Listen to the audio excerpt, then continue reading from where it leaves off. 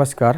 આજના ITI e learning પ્રોગ્રામમાં હું એચ રબારી ઔદ્યોગિક તાલીમ સંસ્થા કુંભારિયા આપ સૌનું હાર્દિક સ્વાગત કરું છું. આજ રોજ આપણે આઈટીઆઈમાં કોમ્પ્યુટર ગ્રુપ અંતર્ગત setting the class path practical વિશે તાલીમસર માર્ગદર્શન મેળવીશું.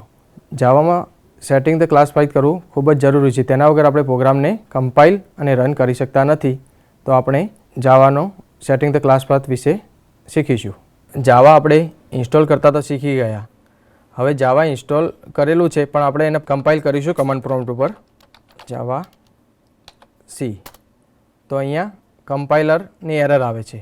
તો હવે કમ્પાઇલર કરવા માટે જાવાનું સેટિંગ ધ ક્લાસ પાથ કરવો ખૂબ જ જરૂરી છે. તો આવું શીખીએ આપણે કઈ રીતે જાવાનું ક્લાસ પાથ સેટિંગ કરીશું.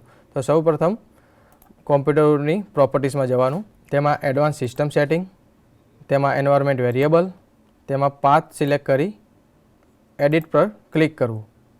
ત્યારબાદ આપણું જાવા જ્યાં પડ્યું છે ત્યાંથી એનો સોર્સ કોપી કરો. તો જાવા આપણું હશે સી ડ્રાઈવમાં પ્રોગ્રામ ફાઇલ્સ જાવા JDK 1.8 બિન આટલા સુધી પસંદ કરી આ સોર્સને કોપી કરી લેવો. ત્યારબાદ સેટિંગમાં અહીંયા ન્યૂ પર ક્લિક કરી તમારો પાથ પેસ્ટ કરવો, ઓકે આપવું, ત્યારબાદ ઓકે આપવું, ત્યારબાદ ઓકે. અહીંયા આપણો જાવાનો પાથ સેટિંગ થઈ ગયો હશે.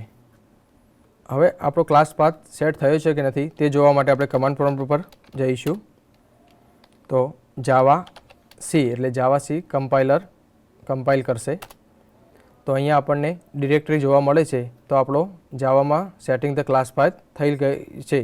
તો હવે કમાન્ડ પ્રોમ્પ્ટ પર આપણે જાવાના પ્રોગ્રામ રન કરી શકીશું. આ practical setting the class path વિશે આપણને સંપૂર્ણ માહિતી મળી હશે. આભાર.